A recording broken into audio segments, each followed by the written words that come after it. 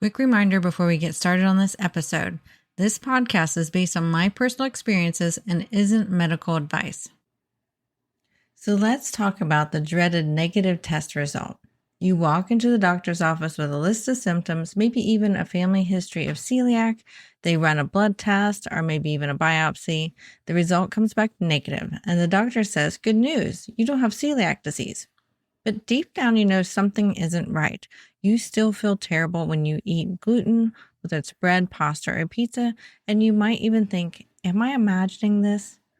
But you're likely not imagining this. We are going to be giving in this episode 5 reasons your test could be negative and why you're still struggling. So let's get to it. Welcome to the Gluten-Free Engineer podcast. I'm your host, Carrie Saunders. In 2011, I was diagnosed with celiac disease, a moment that changed everything.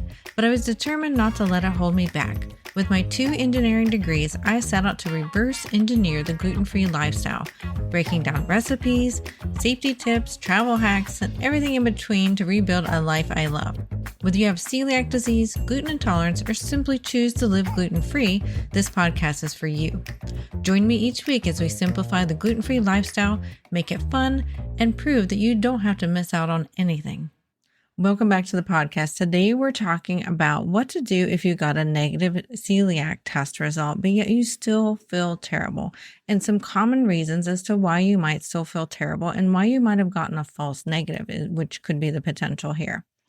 So one reason that you may have gotten a false negative and you're actually really celiac and don't know it is that you went gluten-free too early, and blood tests only work if gluten's in your system, as well as biopsy tests only work if gluten's in your system.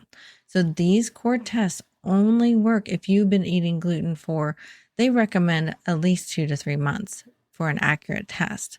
The antibodies they measure when they're doing the blood test show up as a reaction to gluten. So if you've already cut back gluten or eliminated gluten before testing, your body may not have had enough of a reaction for the test to detect it. Doctors call this a gluten challenge, meaning you need to be eating gluten regularly for months before taking the test for results to be accurate. And some doctors will say several weeks, but honestly, in a lot of the research I've done, that may not be enough, and most of it says several months. And this is where I went wrong. I accidentally went off gluten trying to lose weight. If you know my origin story, I read the Primal Blueprint book and decided to use it to help me lose weight because it made sense from a scientific standpoint that if I controlled my blood sugars by eating less processed foods, then I would be able to lose weight.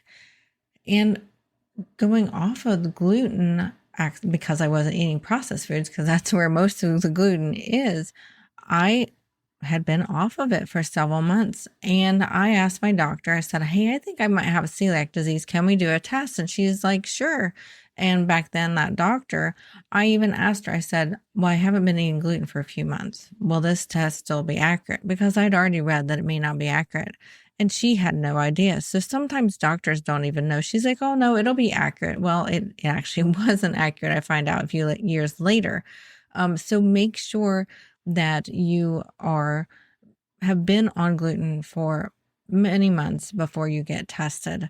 And if you've already gone off gluten, then there's some other things that you can do instead. So talk to your doctor about that, because going back on gluten, sometimes it's just not an option for us. I know they wanted to do that to our oldest kid, who got marked for celiac, just to be sure. And we just knew that we couldn't do it because his primary doctor told him to go off gluten, and he was feeling so much better. And we didn't want to do that to him. We didn't want to make him miserable. And then reason number 2 is the wrong test was ordered. So I want to dig a little deeper here, because this is one of the most common reasons people get a negative test when something is still going on. When most doctors say they're running a celiac test, what they usually mean is the tissue transglutamase antibody test. That is a mouthful, IgA type, or it's also just the acronym is TTG-IgA for short. It's the most common one because it's inexpensive and it's widely available, and it's a very sensitive test for picking up celiac disease. But the problem is if you have something called an IgA deficiency, which is more common than most people realize, this TTG-IgA test won't work for you. It could come back negative even if you do have celiac disease. That's why doctors should also order a total serum IgA test at the same time. So basically, that checks whether your body even makes enough IgA for the main test to be valid. And a lot of family doctors and your primary doctors do not know this. This is not something they've necessarily been educated in. So most of the time when you want to be testing for celiac disease, I highly recommend that you ask for a referral to a gastroenterologist, somebody who specializes in this area of the body. And then there are also two other tests that sometimes get skipped. Endometrial antibody IgA test, or EMA-IgA for short. This one is extremely specific, meaning if it's positive, it almost always points to celiac. There are also two other tests that sometimes get skipped. The endometrial antibody IgA test, or EMA-IgA. This one is extremely specific, meaning if it's positive, it almost always points to celiac. And the demyelinated gliadin peptide antibodies, or DGP tests. Some of these are really hard to read. Both the IgA and IgG on these. These can be especially helpful in children under 2 or in people who don't produce enough IgA. Now, obviously, these are the tests that are really common that I was able to research and find on the internet.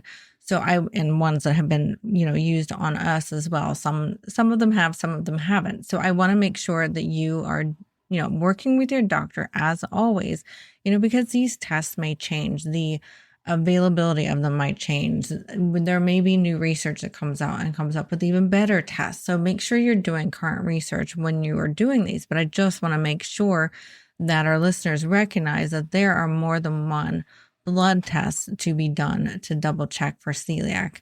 Now, some of these aren't done because they're more expensive. Like I said, some of those on the earlier side that I was talking about are much cheaper and more readily available. So work with your doctor to see which ones are appropriate for you. And if your doctor only ran the TTG-IgA test by itself, you may have not had the full picture. That one's definitely one to note, especially if they didn't do the total IgA with it. And in some cases, the EMA and the DGP need to be used as well. And without those, it's very possible to get a negative result that doesn't reflect what's actually happening in your body.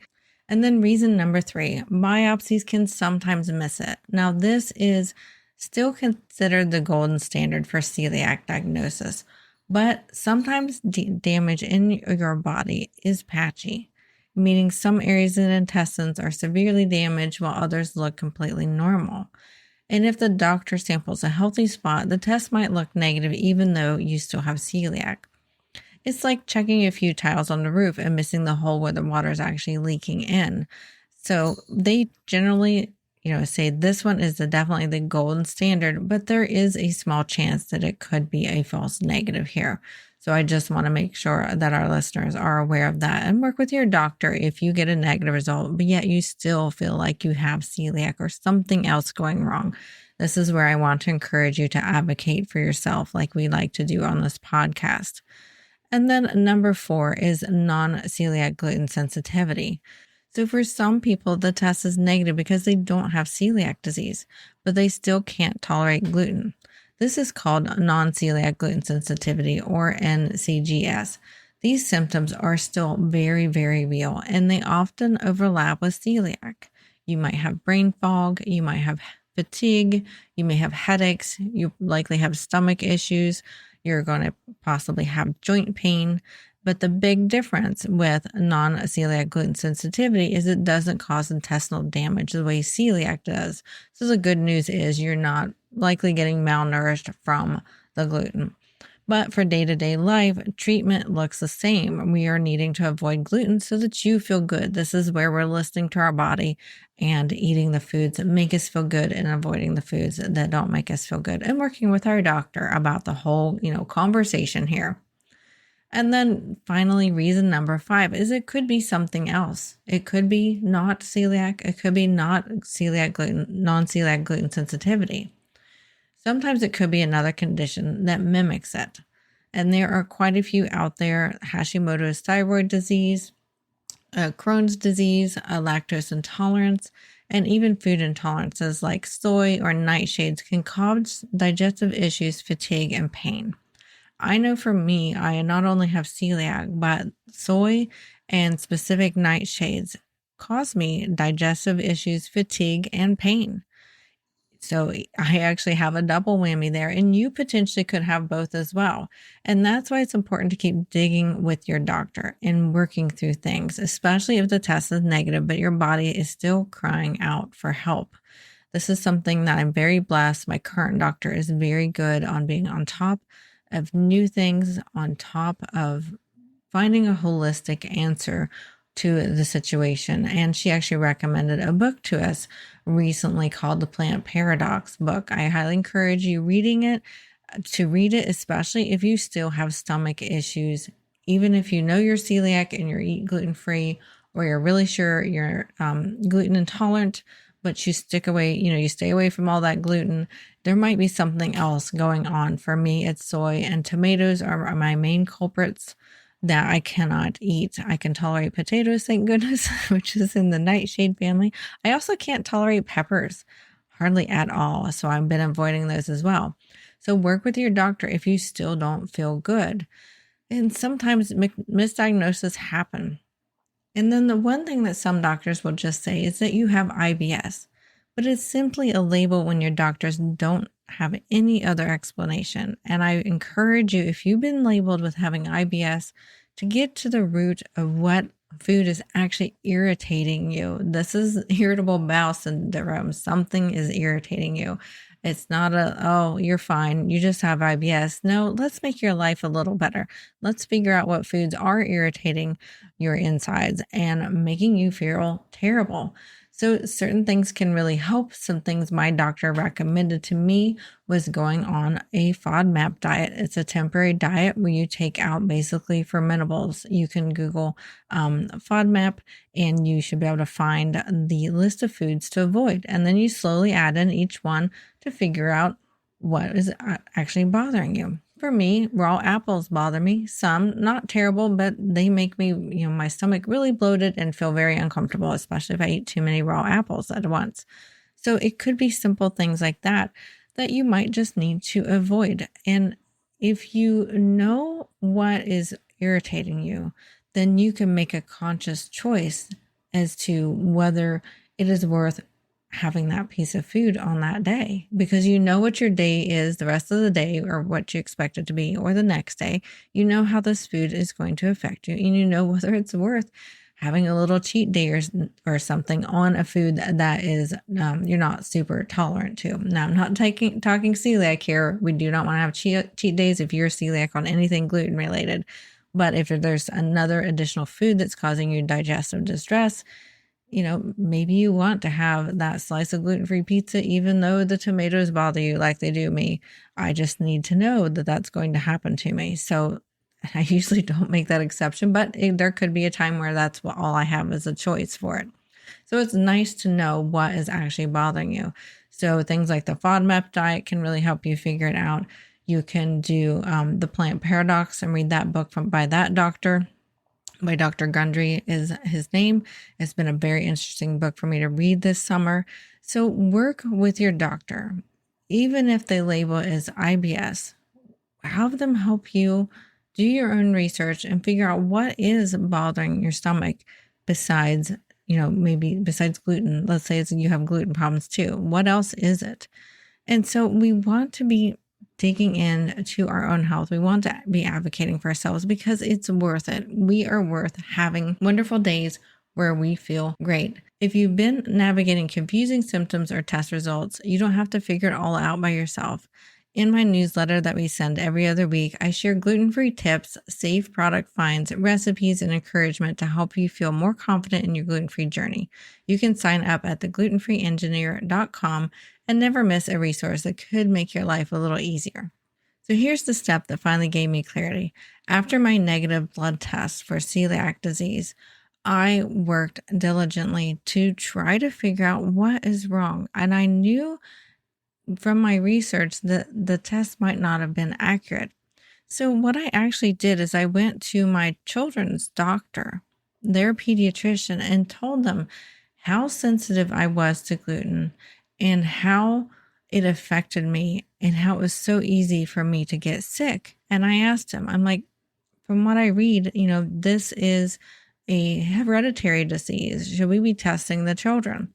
And he said yes. At the time, my primary care physician was not one that knew. I had a different one then that I do now. Was not one that knew much about celiac, but my pediatrician knew a lot more about celiac. And he said, yes, we need to test all the children. Well, the oldest immediately got a positive blood test result after testing for it. And that helped me give that clear answer that, well, he's got it, so I probably got a false negative. We then went to a gastroenterologist a few months later who confirmed that I had it based upon my symptoms. Now, typically a doctor won't confirm it based upon your symptoms, but I'd already been off gluten for a whole year, and there's no way I could have functioned by going on a gluten challenge and going back on gluten to get a medical test based upon my children and based upon my symptoms. He labeled me as positive for celiac.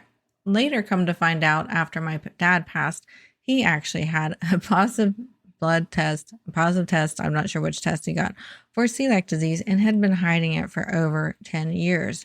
So that just further, shows that I actually do have it. Then that gastroenterologist was correct, because I actually told both my parents when I was told I had celiac disease that they needed to be tested. And apparently maybe my dad listened, but then he didn't want to tell anybody else that he had celiac. So the moral of the story here is that, you know your body best. Work to get the answers you need. You're not paranoid. You're not making things up.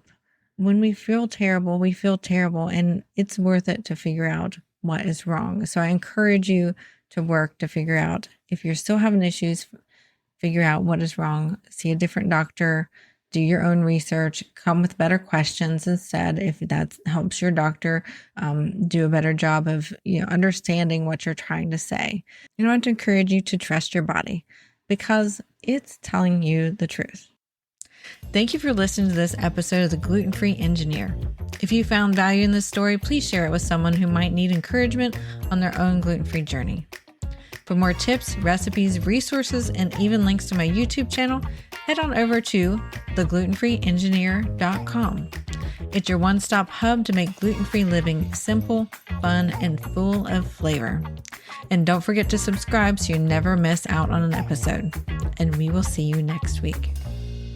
The Gluten-Free Engineer podcast is for informational and entertainment purposes only.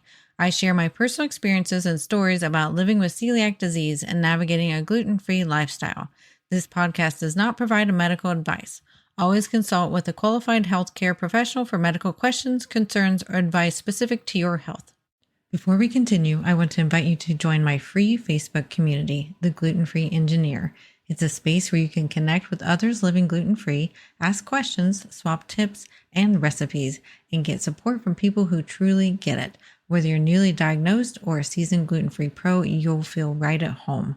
Just search The Gluten-Free Engineer on Facebook or click the link in the show notes to join. All right, now back to the show.